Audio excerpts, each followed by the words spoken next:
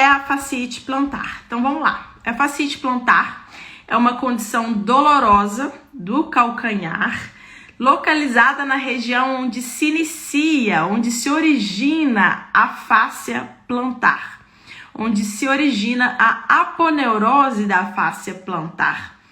Essa fáscia é uma banda de tecido fibroso, que eu vou mostrar nos próximos slides, um desenho, e a gente também tem na palma da mão. A gente tem a fáscia palmar na palma da mão e a gente tem a fáscia plantar na sola do pé. E essa fáscia na parte do pé, ela serve para sustentar a posição daquele pé. Então ela não está ali simplesmente para proteger as estruturas mais profundas, ela também tem uma função mecânica e a gente utiliza ela o dia inteiro, né? Andando para lá e para cá, a gente está fazendo uso dessa fáscia. Então, é uma região do corpo onde a gente tem uma sobrecarga e ela pode vir a surgir uma condição dolorosa. Então, pode vir a surgir dor na origem dessa fáscia ou nas inserções dessa fáscia ali na região da cabeça, dos metatarsos. E a gente tem condições dolorosas que são diferentes também nas cabeças dos metatarsos, que a gente chama de metatarsalgia, que é a dor, algia, na região da cabeça dos metatarsos, que é uma outra patologia. Hoje aqui a gente vai falar de dor principalmente na origem dessa fáscia plantar. Se eu falar palmar em algum momento, vocês desconsideram, é fáscia plantar, tá? Então a gente vai falar dessa dor na origem da fáscia plantar, que é localizada no calcâneo, que é o nosso osso do retropé, que é o primeiro osso de trás ali para frente. Então quando a gente põe a mão no calcanhar, a gente está sentindo o calcâneo. E é nesse osso, na base do calcâneo, na sola do pé, que a gente tem o início, a origem dessa fáscia plantar. A causa pode ser inflamatória ou degenerativa. Vamos entender o que é isso. Causas inflamatórias são causas mais pontuais ou de doenças sistêmicas. Por exemplo, eu posso ter nenhuma comorbidade, eu posso ter uma saúde ótima, excelente, jovem, mas aí eu faço algum esforço maior. Por exemplo, eu participo de uma maratona e eu não estou acostumada a participar de corridas de longas distâncias. E aí eu esforcei biomecanicamente muito essa fáscia plantar e eu posso iniciar ali um processo inflamatório. Um processo de microlesões que vão migrar células inflamatórias para aquela região, principalmente polimorfonucleares.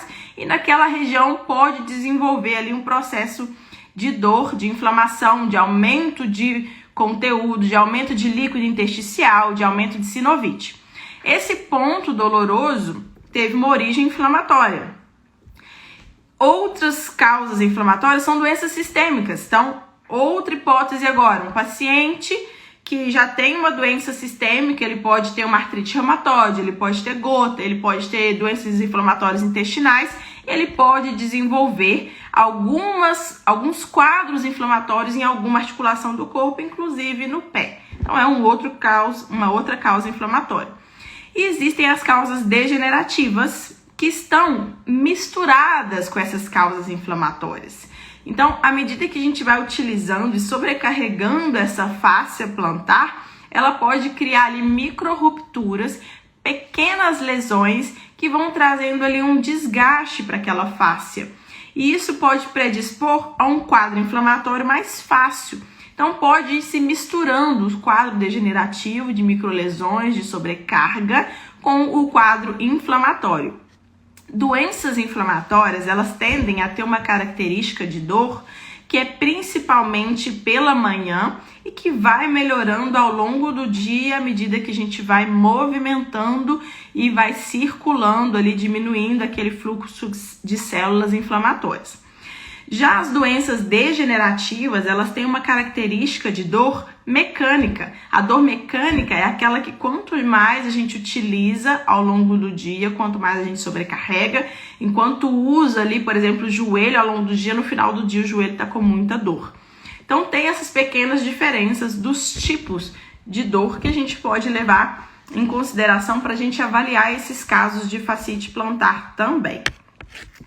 Em relação à epidemiologia, alguns estudos mostram que existe uma igualdade de gênero feminino e masculino. Eu coloquei aí M de mulher e H de homem. Então, em alguns estudos a gente tem um número equivalente de homens e mulheres. Em outros estudos, existe uma incidência um pouco aumentada no gênero feminino.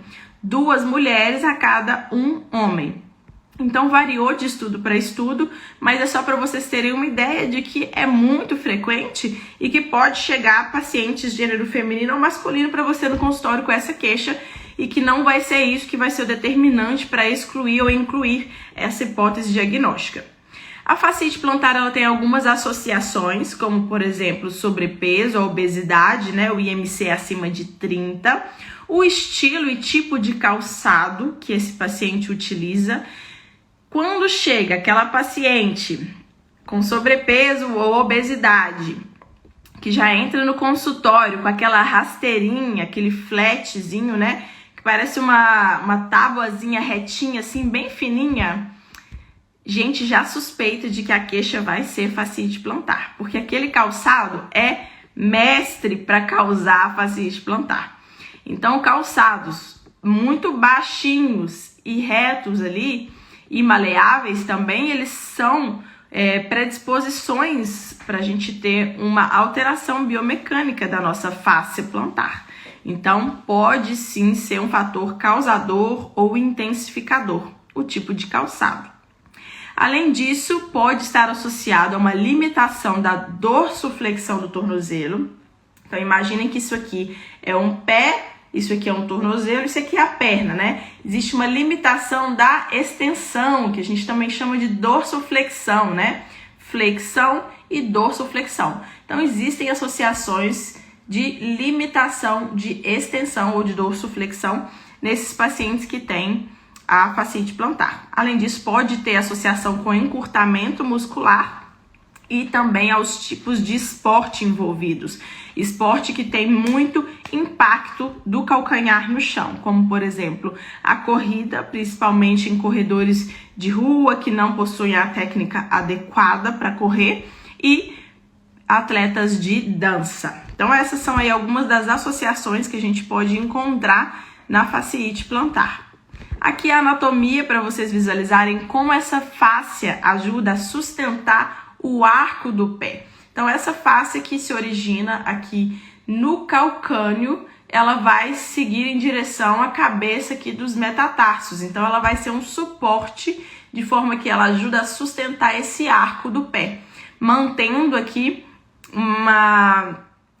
uma limitação desse arco para que ele não desabe e não vire um pé plano e para que ele também não se intensifique e vire um pé cavo. Então, ela ajuda a manter a curvatura ideal do pé. E aqui uma vista inferior do pé, mostrando para vocês o formato que é a face se originando na região do calcâneo e abrindo em forma de leque para ir se inserir ali nas placas plantares que estão na região ali da cabeça dos metatarsos. Observem bem que essa região de origem da face plantar, ela é um pouco mais para o lado do hálux, ou seja, ela é um pouquinho mais medial do que lateral. Então, quando a gente for fazer o exame físico, a gente tem que ter em mente essa imagem. A gente precisa da anatomia para entender o exame físico.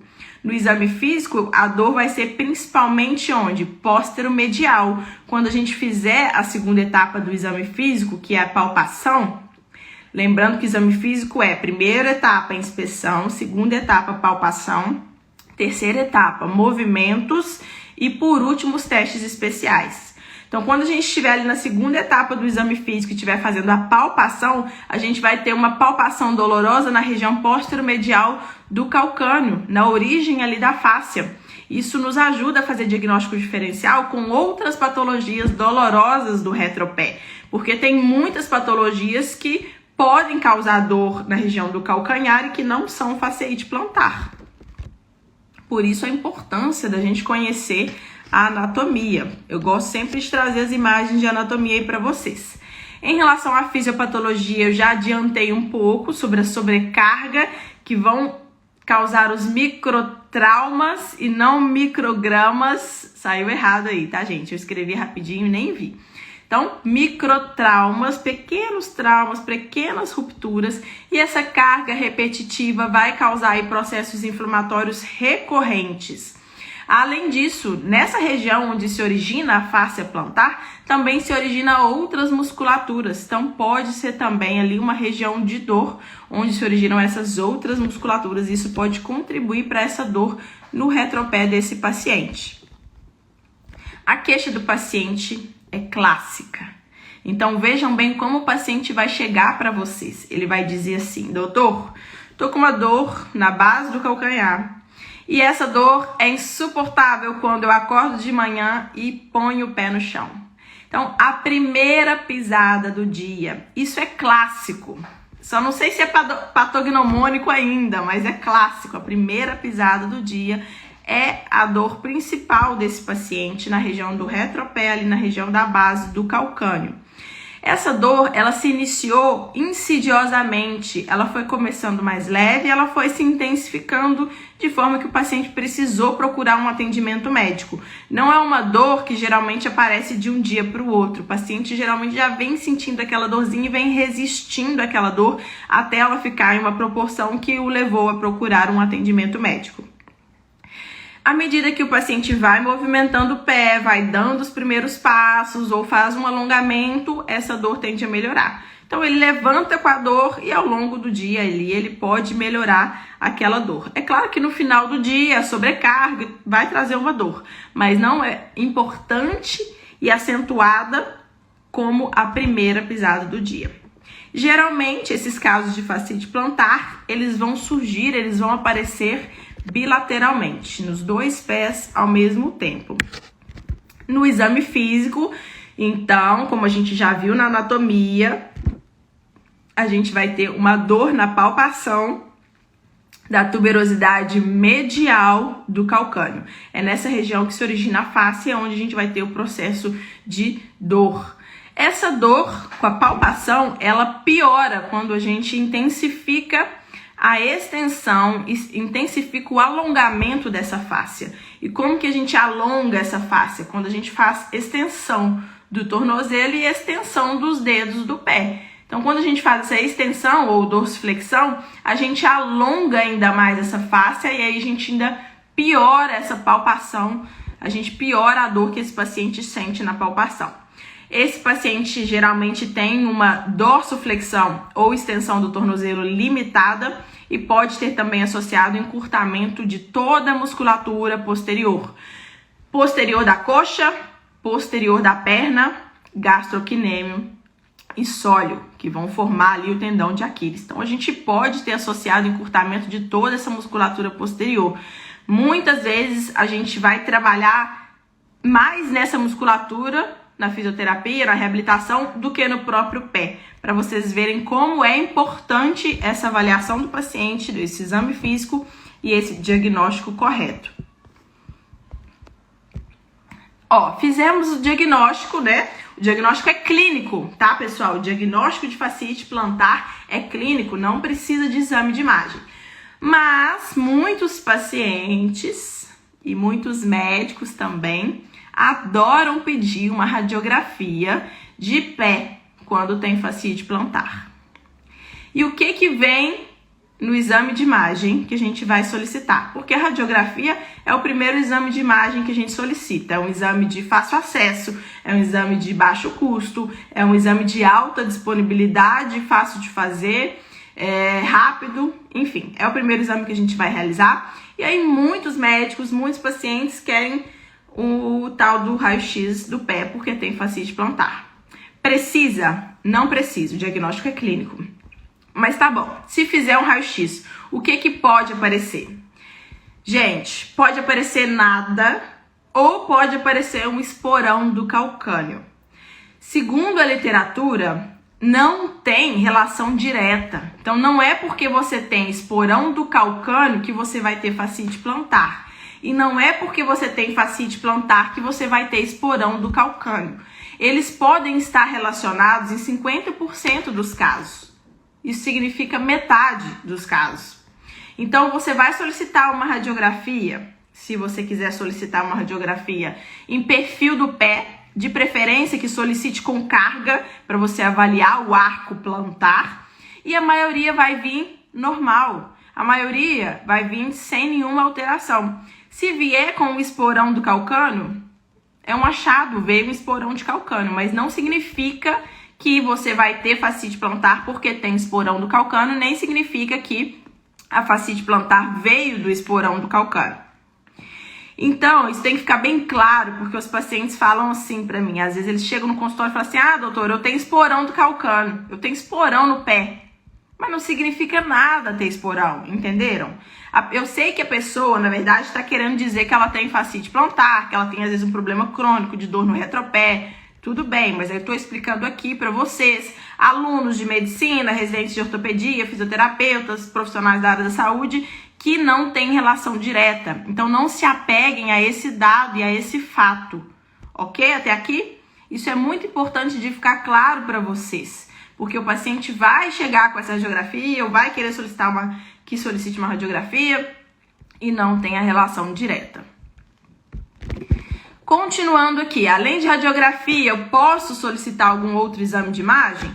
Se você não tiver melhorado com o tratamento conservador, você desconfia de outras causas, você pode solicitar outros exames para diagnóstico diferencial ou para programação de algum tratamento específico da fascite plantar. Então, você pode solicitar, por exemplo, a ressonância magnética, que é um exame que mostra muito bem as partes moles, com grandes detalhes de informação, ou você pode solicitar, por exemplo, uma cintilografia óssea. A cintilografia vai nos ajudar, por exemplo, ao diagnóstico diferencial de fratura por estresse.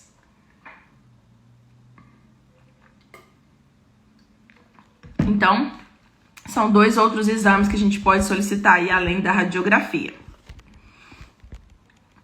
Diagnosticamos, diagnóstico clínico, identificamos a história clássica do paciente, identificamos no exame físico a região de dor, fizemos diagnóstico diferencial, agora vamos tratar esse paciente.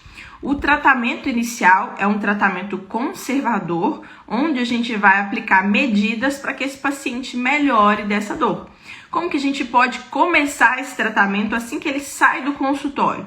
Primeira coisa, trocar o calçado, então tirar essas rasteirinhas, esses flats, esses chinelinhos, então retirar esses chinelinhos, colocar um calçado de solado mais firme e de preferência com 2 a 3 centímetros de parte posterior. Eu não gosto de falar salto, porque às vezes a pessoa, quando escuta a palavra salto, ela acha que é realmente um saltinho.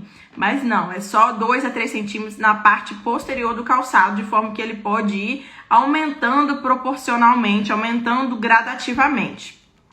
Então, o ideal é que o calcanhar fique um pouquinho elevado em relação à parte anterior do pé. Dessa forma, a gente alonga ali a nossa fáscia plantar e ajuda a melhora do tratamento. Então, trocar esses calçados é a primeira coisa quando o paciente já sai do consultório. A segunda coisa é ensinar o paciente os alongamentos, porque mesmo que ele seja encaminhado para um programa de fisioterapia e reabilitação, esse paciente ele vai fazer uma visita a essa fisioterapia no máximo 5, no máximo 6 vezes por semana, sendo que a gente tem ali a semana com 7 dias e 24 horas em cada dia. Então, o ideal é que esse paciente faça alongamento 5 vezes por dia, principalmente nesse começo, onde a gente quer tirar ele daquele período de dor, daquele período de inflamação. Então, a gente vai ensinar para o paciente os alongamentos. Ele vai fazer alongamento na beirada da parede, colocando ali o pé na parede, alongando a fáscia plantar e a musculatura posterior. Ele vai sentir a panturrilha puxando. A gente vai falar isso para ele sentir. Porque se ele não estiver sentindo a musculatura alongar, provavelmente ele não está fazendo da maneira correta. Vai alongar com o pé mais para trás, joelho esticado, apoiado na mesa. Vai assentar no chão e vai tentar encostar as 2 mãos lá no pé, né? Isso aí para alongar a musculatura posterior da perna, da coxa e também alongar a fáscia plantar. Então a gente vai ensinar para o paciente esses exercícios. Eu gosto de gastar um tempo na consulta ensinando o paciente, porque ele vai fazer isso em casa e é isso que vai ajudar a melhorar. Então, enquanto ele não fizer e ficar alguns segundos ali, enquanto ele não entender e integrar esses alongamentos, eu não termino a consulta. Ele tem que entender aquilo, porque ele vai precisar disso para melhorar. Além disso, eu posso entrar com alguma medicação? A gente pode entrar com medicação anti-inflamatória não esteroidal, a gente pode entrar com corticoide. Esse corticoide ele pode ser intramuscular, ou vocês vão ver aqui no próximo slide que ele pode ser também injetável. O corticoide injetável, ele pode ter algumas complicações, existe até histórico de ruptura da fáscia, então ele pode ser feito de forma intramuscular se a intenção for utilizar essa substância, esse efeito anti-inflamatório do corticoide. Além disso, pode ser feita uma imobilização, se o caso de dor for muito intenso. Existem algumas órteses de imobilização também que já foram descritas para esse tratamento conservador. Além disso, eu gosto de encaminhar o paciente para fisioterapia, para ele ter um acompanhamento, porque senão passou 3 dias da consulta, ele já para de fazer os alongamentos que ele aprendeu. E se ele vai para fisioterapia, ele continua aquele processo de recuperação, ele tem ali um profissional acompanhando ele com maior frequência, ele vai lembrando dos exercícios e ele continua os alongamentos que ele aprendeu ali diariamente. Existem também medidas locais anti-inflamatórias que a gente pode fazer. Uma delas são as ondas de choque, existem as infiltrações que eu comentei com vocês, pode ser com corticoide, por exemplo, ou as imobilizações com órteses e talas. Então aqui a gente falou um pouquinho do tratamento conservador, o tratamento inicial. Se esse paciente não melhorar, a gente vai identificar diagnósticos diferenciais que possam estar ali presentes, para que a gente tenha certeza de que o nosso diagnóstico está correto. A gente pode fazer, em último caso, tratamento cirúrgico, se o paciente não tiver melhorado clinicamente ou se ele tiver alguma alteração. É descrito o tratamento cirúrgico como fasciotomia, que seria uma liberação da fáscia plantar em casos muito dolorosos. Existem apenas liberações, releases local, liberação tanto da fáscia quanto da musculatura, que também se origina ali na mesma região. Descompressão, quando a gente fala descompressão, é tanto da fáscia quanto descompressão neurológica. A gente tem um nervinho que passa ali naquela região, nervinho de Baxter, que pode precisar de tratamento cirúrgico. E as tenotomias, que em alguns casos também são indicados. São indicações muito específicas. Eu nunca tratei nenhum paciente com tratamento cirúrgico, com indicação de tratamento cirúrgico para fascite plantar. É claro que os especialistas em pé e tornozelo acabam com pacientes ali que às vezes necessitam. Mas para a gente que vai atender esse paciente inicialmente, para a gente que vai atender esse paciente no consultório, no pronto atendimento, no posto de saúde, para vocês que estão aí começando a formação acadêmica de vocês, basta começar com um tratamento conservador, que ele vai resolver a maioria dos casos. Mais de 90% dos casos são resolvidos com um tratamento conservador. Agora vamos responder as dúvidas que vocês mandaram aqui na caixinha. Tiveram algumas dúvidas.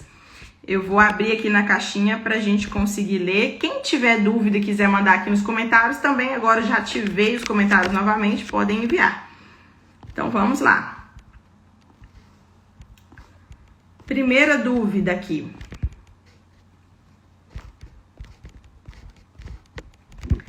Qual a indicação de tratamento cirúrgico e qual o método preferido?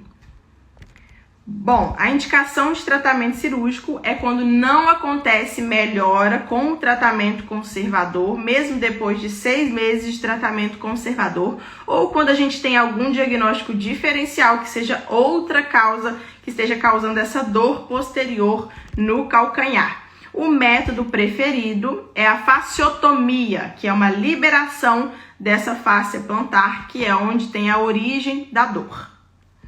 Vamos para a segunda pergunta aqui de vocês. Quem quiser mandar aí nos comentários também pode mandar.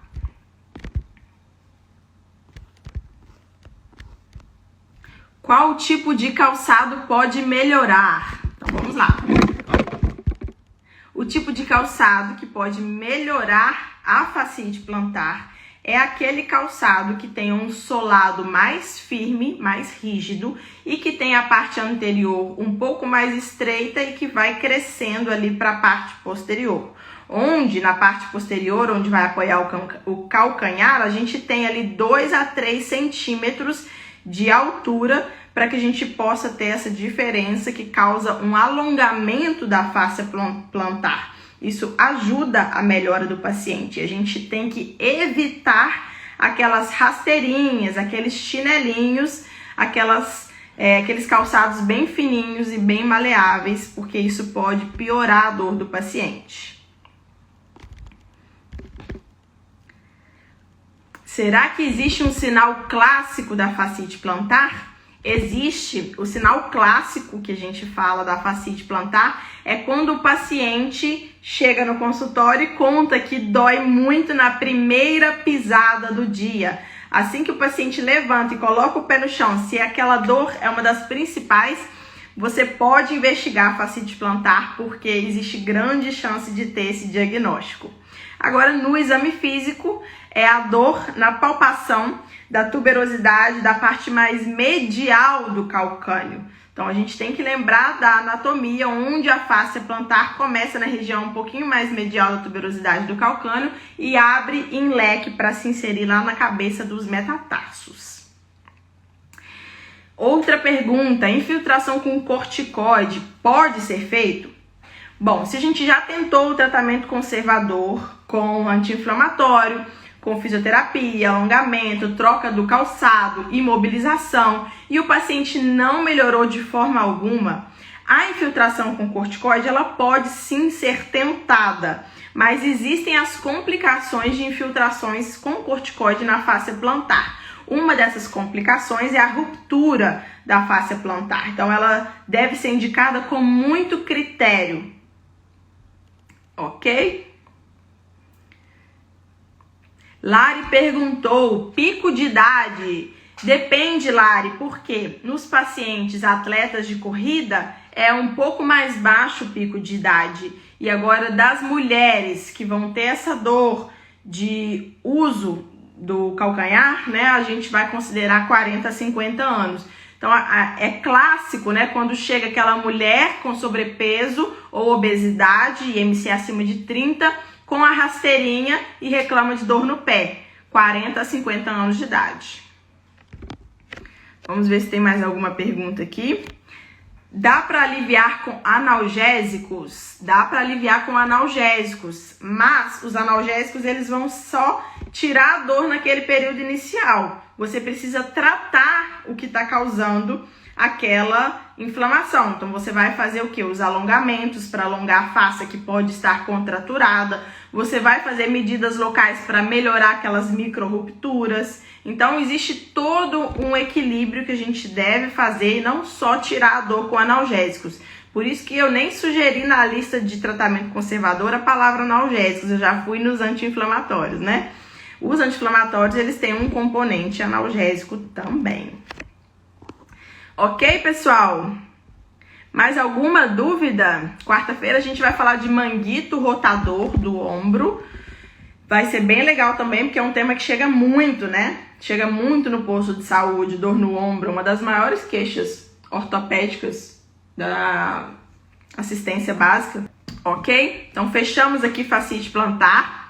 Se tiverem qualquer dúvida, podem enviar. Definitivamente, a clínica é a chave para qualquer patologia. Exatamente, Horácio. Concordo totalmente com você, tá bom? Um beijo, boa noite, pessoal!